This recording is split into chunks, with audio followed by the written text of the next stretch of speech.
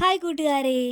അപ്പോൾ നമ്മൾ എവിടെയെങ്കിലുമൊക്കെ യാത്ര പോകുന്ന ടൈമിൽ കുട്ടികളൊക്കെ കൂടെ ഉണ്ടെന്ന് വെച്ച് കഴിഞ്ഞാൽ അവരുടെ കൈയൊക്കെ പെട്ടെന്ന് മുഷിയാനുള്ള ചാൻസ് ഒക്കെ കൂടുതലാണ്. അപ്പോൾ ഇതുപോലുള്ള പേപ്പർ സോപ്പൊക്കെ നമ്മുടെ കയ്യിലുണ്ടെങ്കിൽ അവരുടെ കൈയൊക്കെ ഒന്ന് വാഷ് ചെയ്യാനും ഇനി നമ്മളുടെ കൈ ഒന്ന് വാഷ് ചെയ്യണമെന്ന് തോന്നിയാൽ പോലും നമുക്കത് ഈ പേപ്പർ സോപ്പ് വെച്ചിട്ട് ഈസി ആയിട്ട് വാഷ് ചെയ്യാവുന്നേ ഉള്ളൂ. ഇത് ഉണ്ടാക്കിയെടുക്കാനാണെങ്കിലോ അതിനേക്കാളും ഈസിയാണ്. അപ്പോൾ നമുക്ക് എങ്ങനെ ഇത് ഉണ്ടാക്കുന്നതെന്ന് നമുക്ക് നോക്കിയാലോ. അപ്പോൾ ഇത് ഫോം ഷീറ്റ് എന്നാണ് ഇതിൻ്റെ പേര് പറയുന്നത്. നോർമൽ ആയിട്ടുള്ള പേപ്പറല്ല, നോർമൽ പേപ്പറിൽ നമുക്ക് ഉണ്ടാക്കാം. ഞാനിവിടെ എടുത്തേക്കുന്നത് ഫോം ഷീറ്റ് എന്നറിയപ്പെടുന്നതാണ്.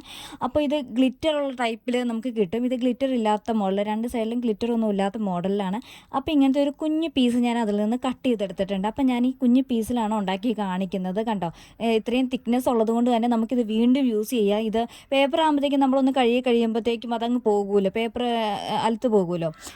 ഇതാകുമ്പോൾ അങ്ങനെ അലുത്ത് പോകുന്നുള്ള പ്രോബ്ലം ഒന്നും വരുന്നില്ല. നമുക്കിത് വീണ്ടും യൂസ് ചെയ്യാനായിട്ട്, റീയൂസ് ചെയ്യാനായിട്ട് പറ്റുകയും ചെയ്യും. ഈ ഷീറ്റ് മേടിക്കുകയാണെങ്കിൽ ഒത്തിരി വിലയൊന്നും ആകില്ല. 10 രൂപയൊക്കെയാണ് നമുക്കിത് ഇവിടുത്തെ റേറ്റ് വരുന്നത്. ഒരുപാട് വിലയൊന്നും വരുന്നില്ല.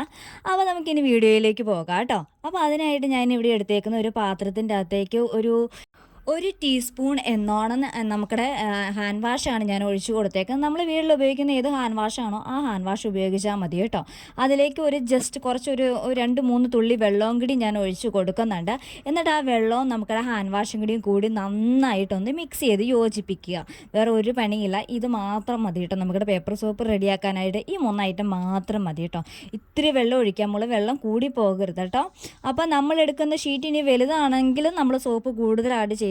ഇതിപ്പോൾ ഞാൻ കുഞ്ഞു ഷീറ്റ് എടുത്തത് കൊണ്ടാണ് ഒരിത്തിരി സോപ്പിലെടുത്ത് കാണിക്കുന്നത്. നമ്മൾ എടുക്കുന്ന ഷീറ്റിനനുസരിച്ചിട്ട് നമ്മൾ സോപ്പ് ആഡ് ചെയ്യുക. ഇനി നന്നായിട്ട് പതയണമെന്ന് ആഗ്രഹമുള്ളവർ കുറച്ചുകൂടെ സോപ്പ് ഇട്ടിട്ട് നന്നായിട്ടത് മുക്കിയെടുത്താൽ മാത്രം മതി. ഇനി അതിൻ്റെ അകത്തേക്ക് നന്നായിട്ട് പേപ്പർ ജസ്റ്റ് ഒന്നിങ്ങനെ പൊക്കി എടുക്കുക കേട്ടോ. 2 സൈഡും പൊക്കി എടുക്കുക. നന്നായിട്ട് ആ ഷീറ്റിലേക്ക് പറ്റി പിടിക്കണം, സോപ്പ് കംപ്ലീറ്റ് പറ്റി പിടിക്കണം കേട്ടോ.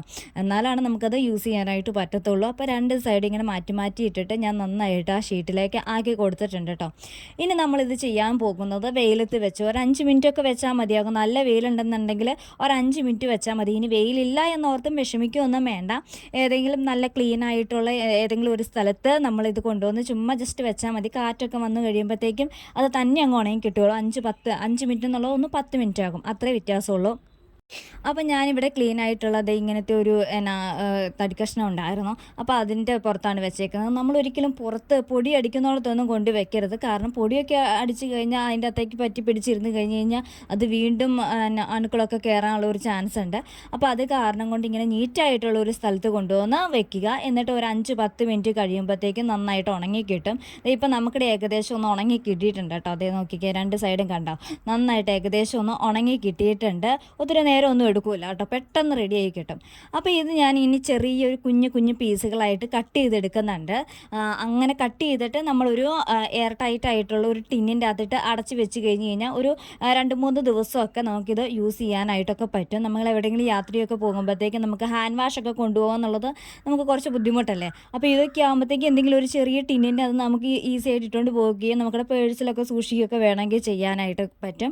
വളരെ ഈസിയാണ് ഉണ്ടാക്കിയെടുക്കാനായിട്ടും. അപ്പോൾ അത് കാരണം കൊണ്ട് എല്ലാവരും ഒന്ന് ട്രൈ ചെയ്ത് നോക്കണം. നല്ല എഫക്റ്റീവായിട്ടുള്ള ഒരു ടിപ്പാണ്. ഇതേ കണ്ടോ, ഇങ്ങനത്തെ കുഞ്ഞു പീസായിട്ട് ഞാൻ കട്ട് ചെയ്തെടുത്തിട്ടുണ്ട് കേട്ടോ. ഇനി നമുക്കിതൊന്ന് കഴുകി നോക്കിയാലോ.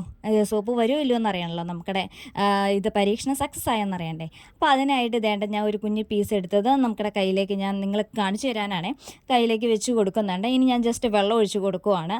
അപ്പോൾ ലൈവായിട്ട് കാണിക്കാൻ വേണ്ടിയിട്ടാണ് കേട്ടോ ഞാൻ ഇങ്ങനെയൊക്കെ വെള്ളം ഒഴിക്കുന്നത്. അല്ലെങ്കിൽ ഞാൻ സോപ്പ് കൈ വെച്ചിട്ട് ചെയ്തു എന്ന് വരരുതല്ലോ. അത് കാരണം കൊണ്ട് ഇതേ കണ്ടോ, നമ്മളത് കാണിച്ചപ്പോഴത്തേക്കും വേണ്ടേ കയ്യിൽ സോപ്പൊക്കെ വന്നിട്ടുണ്ട്. നന്നായിട്ട് പതഞ്ഞ് വരുന്നുമുണ്ട് കണ്ടോ, പതയൊക്കെ വന്നേക്കണ കണ്ടോ. ആ സാധനത്തിന് ഒരു കംപ്ലൈൻറ്റും വന്നിട്ടില്ല. ഇനി ഇത് ഉണങ്ങിക്കഴിയുമ്പോൾ വീണ്ടും ഈ പറഞ്ഞ രീതിയിൽ ചെയ്യുവാണെങ്കിൽ നമുക്ക് വീണ്ടും ഉണ്ടാക്കിയെടുക്കാനായിട്ടും പറ്റും. കണ്ടോ, അടിപൊളിയല്ലേ.